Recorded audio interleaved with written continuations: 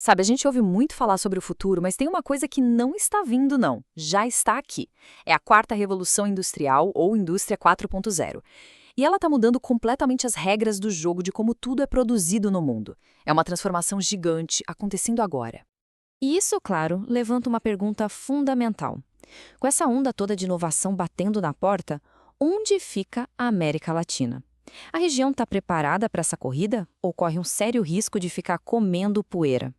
É essa a questão central que a gente vai analisar hoje. Tá, mas vamos lá. O que é na prática essa tal de indústria 4.0? De um jeito bem simples, é a fusão total do mundo físico com o digital dentro da fábrica. Pensa assim, máquinas e sistemas conversando entre si pela internet o tempo todo, coletando dados. E o mais incrível, com esses dados, eles mesmos tomam decisões para otimizar a produção sem precisar de um ser humano ali no meio. É basicamente a fábrica que pensa por conta própria. Só que para uma fábrica pensar, o país precisa ter uma base, uma infraestrutura para isso, né? E a preparação para a indústria 4.0 é algo que dá para medir. E quando a gente olha os dados, o cenário para a região é, no mínimo, preocupante. Um dos melhores termômetros para isso é o chamado Índice de Desenvolvimento de Tecnologias da Informação e Comunicação, o TIC.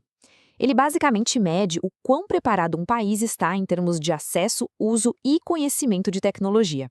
E existe uma ligação direta entre esse índice e a capacidade de um país abraçar a indústria 4.0. Agora, olha só que interessante quando a gente coloca os números na mesa. Esses dados aqui de 2017 mostram uma diferença enorme. Lá em cima, Estados Unidos e Canadá liderando nas Américas. E aí, bem mais para baixo no ranking global, aparecem os países latino-americanos, como Uruguai, Argentina e o Brasil.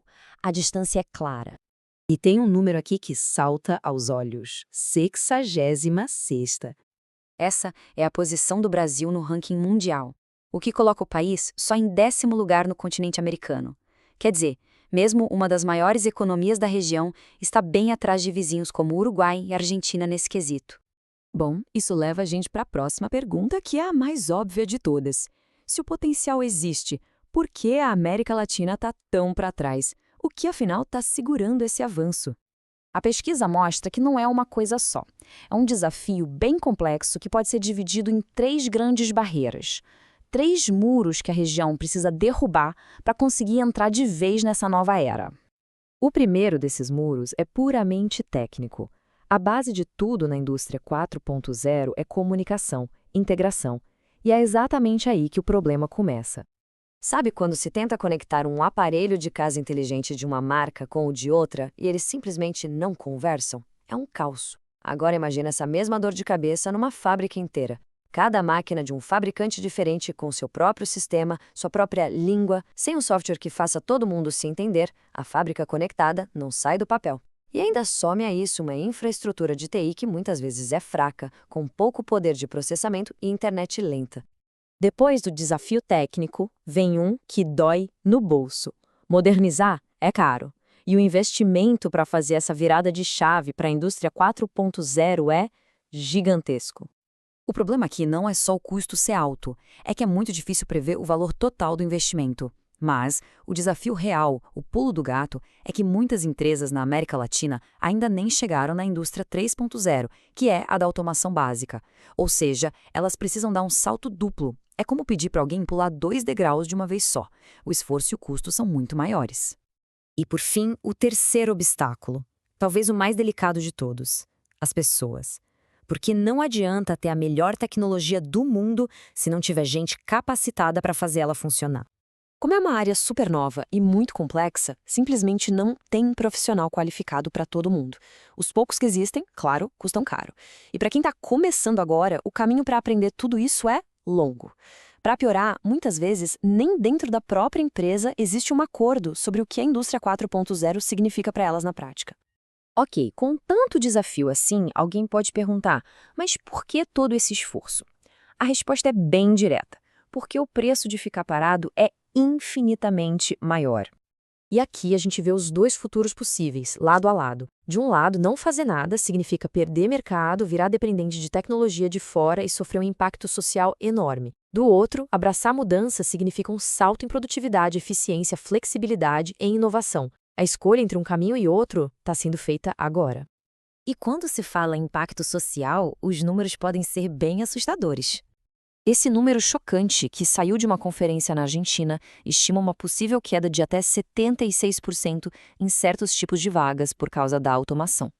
Veja bem, isso não é o fim do trabalho, mas é uma mudança radical que exige que a força de trabalho se adapte, e rápido. Então, se o problema é tão grande e tão urgente, qual é a saída? Bom, a pesquisa indica que a solução não vai vir de um lugar só. Ela precisa ser um esforço em conjunto, coordenado. Então, vamos ver qual é o plano. A proposta tem várias frentes. Primeiro, os governos precisam assumir a liderança e criar uma estratégia nacional, um mapa do caminho. Segundo, é crucial juntar quem tem o problema, que são as empresas, com quem tem o conhecimento, que são as universidades. Terceiro, criar jeitos para o conhecimento circular, para todo mundo aprender com os acertos dos outros.